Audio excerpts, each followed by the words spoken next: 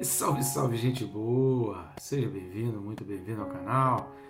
Você sabe o significado do véu rasgado? A Bíblia diz que o véu se rasgou quando Jesus morreu de cima a baixo e aquilo tem um significado muito forte. Você sabe qual é o significado? Nesse vídeo nós vamos falar a respeito disso, o sentido do segundo véu que foi rasgado. Tá bom? Fica comigo até o final. Vamos junto?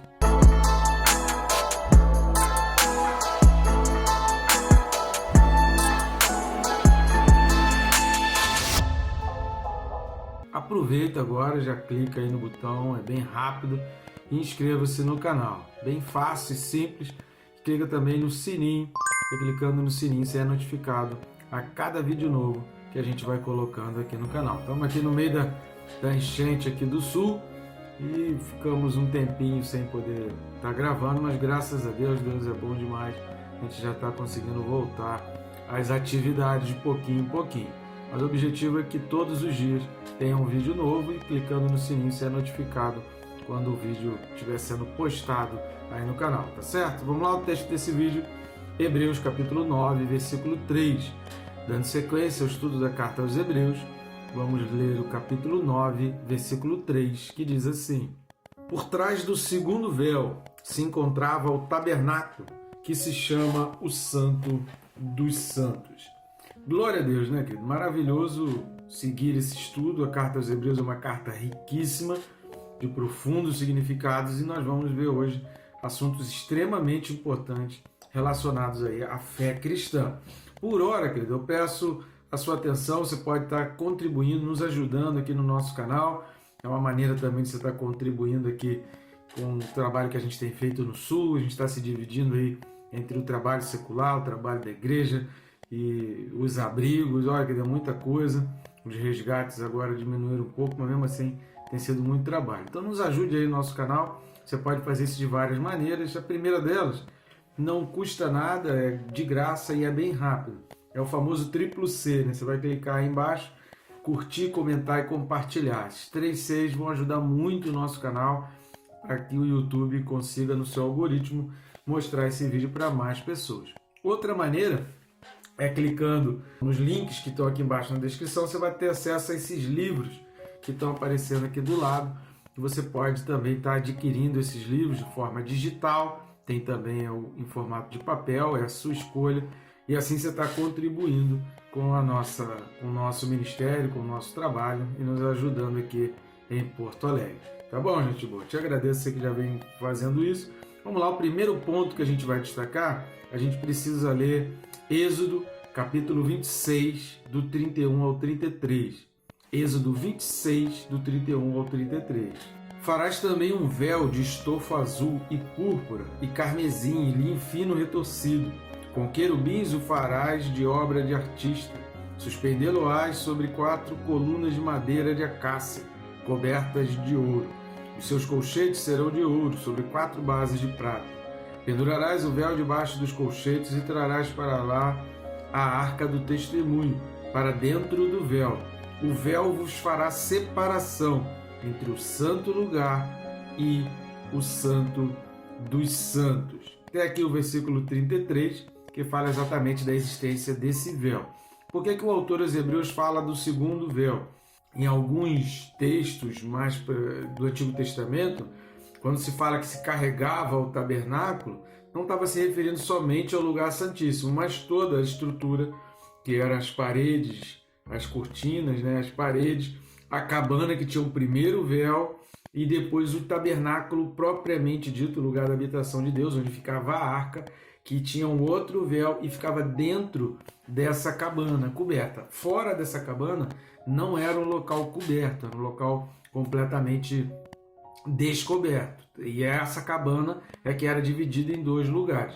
Em alguns lugares vai se mencionar o tabernáculo se referindo a tudo, porque fora da cabana tinha alguns itens extremamente importantes e dentro da cabana tinha as 2 divisões. Assista o vídeo anterior que a gente falou exatamente sobre essa parte anterior ao segundo véu. Mas havia um primeiro véu que entrava no santo lugar e esse segundo véu ele fazia a separação entre o santo lugar e o lugar santíssimo. Se a gente voltar lá para o para a carta aos Hebreus, os versículos 1 e 2 que nós falamos no vídeo passado, eles vão falar dos itens, e a gente mencionou isso e a gente explica no vídeo passado.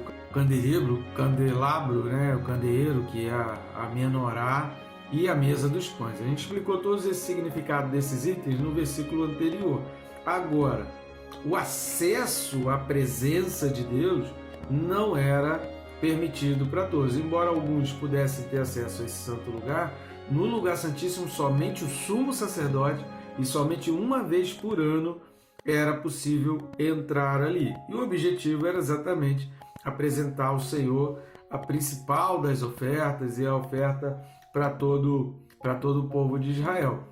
Entendendo essa cabana, que a gente chama do tabernáculo, é como se fosse a tua casa, né? Tem o primeiro véu, seria a tua porta de entrada, a porta da sala, e digamos assim, o segundo véu é a porta do teu quarto, né? Que é o lugar santíssimo, lugar sagrado, lugar da intimidade ali do casal. Esse lugar, ele precisa ser considerado, não pode ser penetrado por qualquer pessoa, não se pode ser colocado qualquer pessoa ali. Então a representação da casa, ela segue mais ou menos os mesmos moldes da representação ali da cabana, que a gente chama de tabernáculo, embora o tabernáculo fosse somente o lugar santíssimo.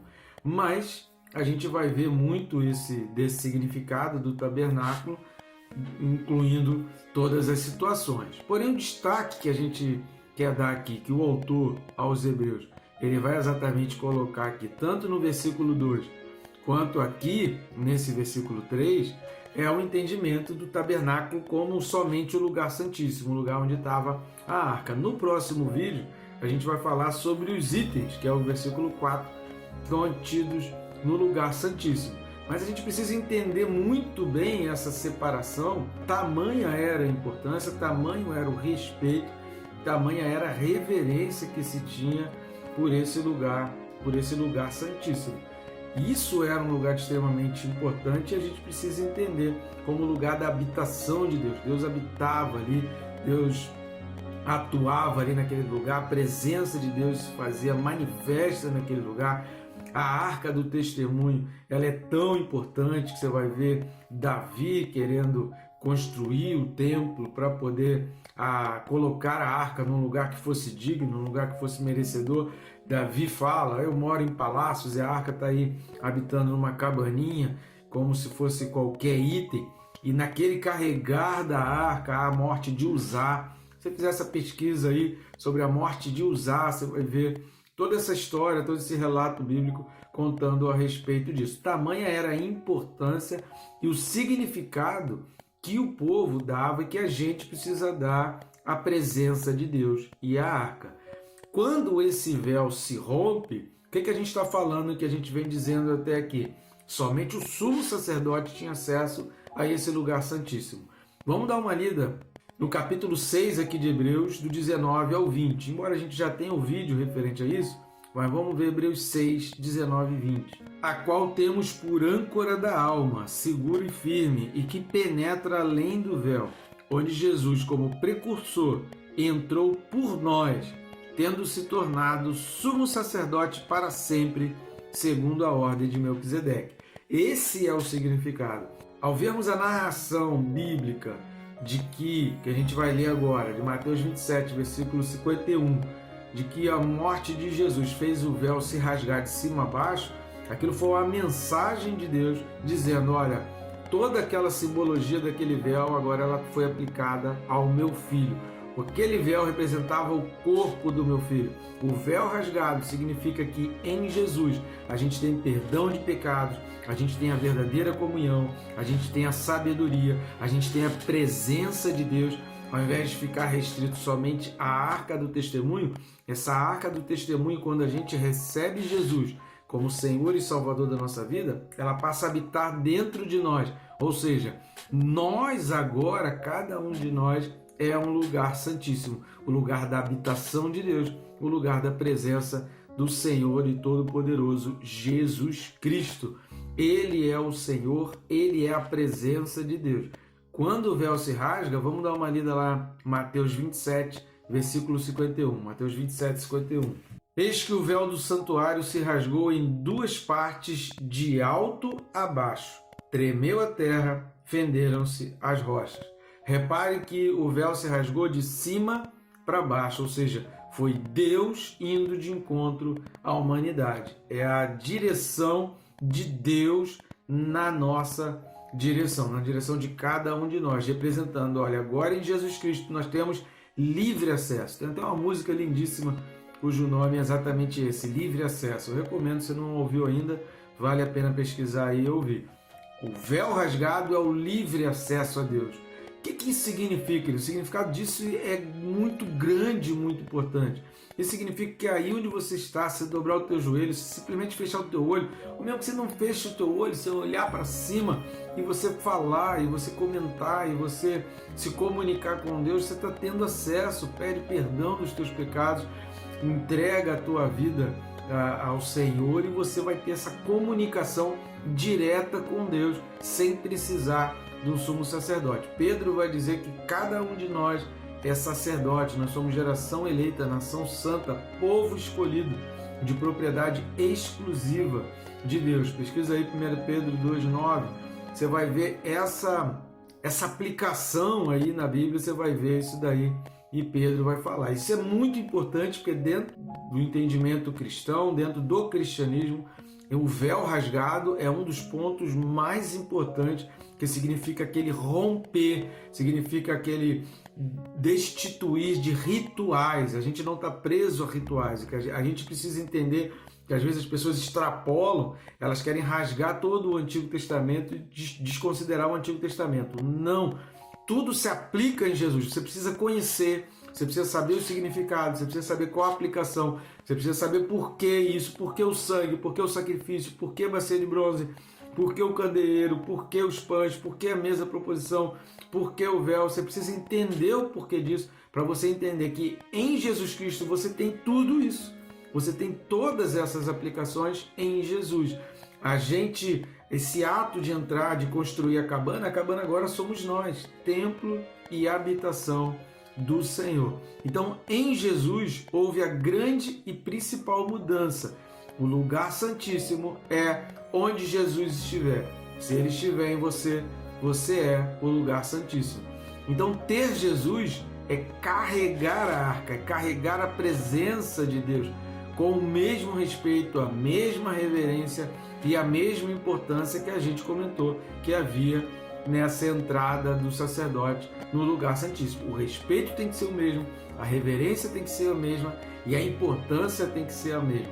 É por isso que às vezes tem gente que faz apelo dizendo aceita Jesus, parece que está dando um troco, né? Parece que é uma nota de R$2 que está se oferecendo ali, e não é. Isso é tremendamente importante, muito importante, e a gente precisa entender. Não sou eu que aceito a Jesus, eu me entrego nas mãos daquele que me aceita, que perdoa os meus pecados. Sem perdão de pecados, querido, a gente vai ver mais lá para frente na carta aos Hebreus que sem santificação ninguém vai ver a Deus. Então isso é muito importante da gente entender esses significados do véu rasgado. E por último, querido, a gente vai falar dos itens que estão aí no versículo 4 de Hebreus 9 no próximo vídeo. Só que aqui é importante a gente entender que essa mudança não anula os princípios, apenas faz esses princípios apontarem para Ele, apontarem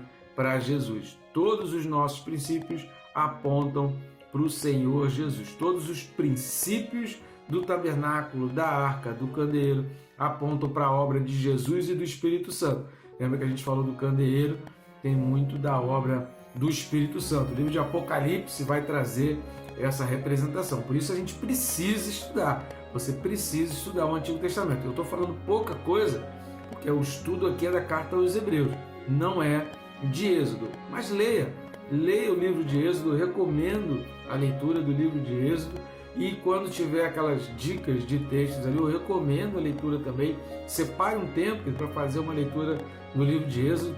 Dedica aí uma semana, não muito tempo também não, porque senão você vai perdendo o significado. É bom você pegar um trecho longo do texto para você ir marcando, você ir sublinhando e lendo os outros textos, separa aí, dedica uma semana, leitura aí com muito afinco do livro de Êxodo, porque você vai entender. Tem texto que está só relatando, tem outros que estão explicando, e Deus está falando para Moisés por que Deus está querendo fazer aquilo dali. E às vezes dentro do contexto, dentro das razões que aconteceram, muitas murmurações, rebeliões que você vai ver narradas no livro de Êxodo, no livro de Números principalmente, e aí você vai entender o porquê do tabernáculo, e Deus queria essa presença, e ele entendeu que o povo todo não tinha a condição para ter esse acesso a Deus e permanecer vivo.